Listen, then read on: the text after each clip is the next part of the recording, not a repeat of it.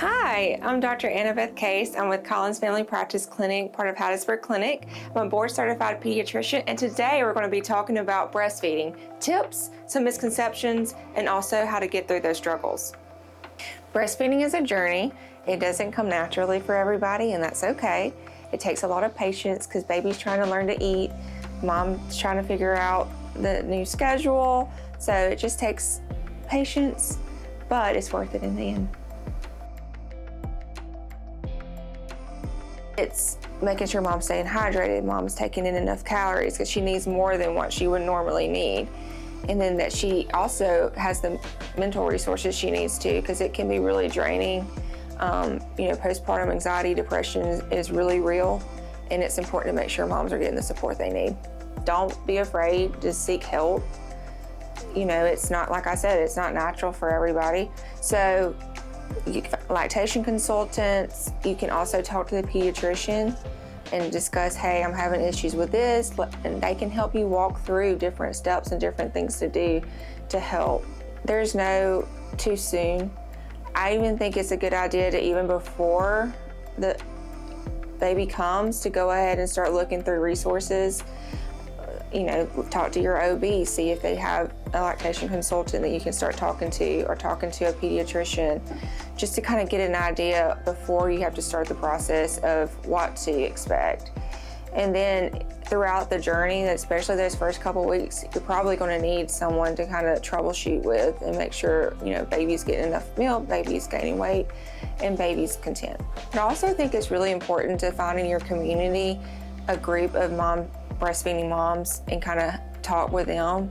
There's different organizations that focus on breastfeeding and encourage breastfeeding, and I encourage moms to look out for that. They have Facebook groups, they have meetings in the community like once a month where you can bring your baby and you can talk to other moms, and I think that's really important.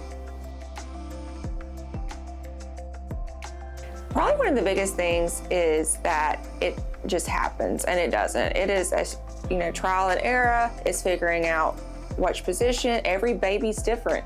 Every mom's different.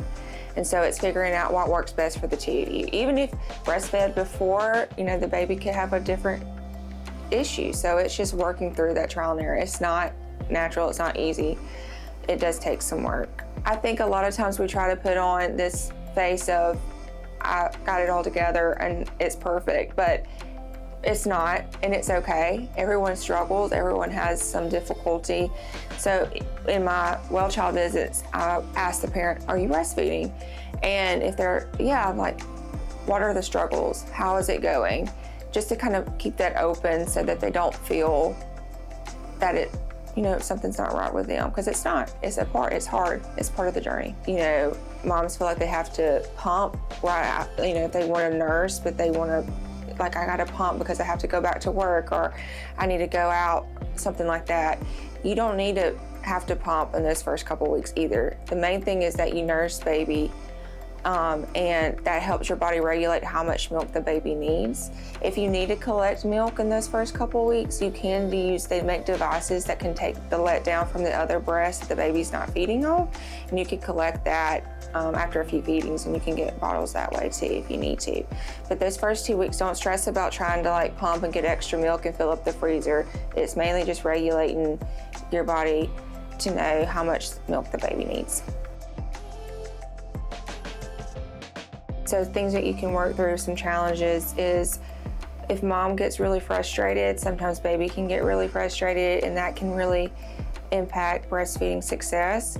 So making sure to just have someone have support with you as well to kind of help you and encourage mom that it's okay, we're going to work through it, we're going to figure out a way that works best for both of you.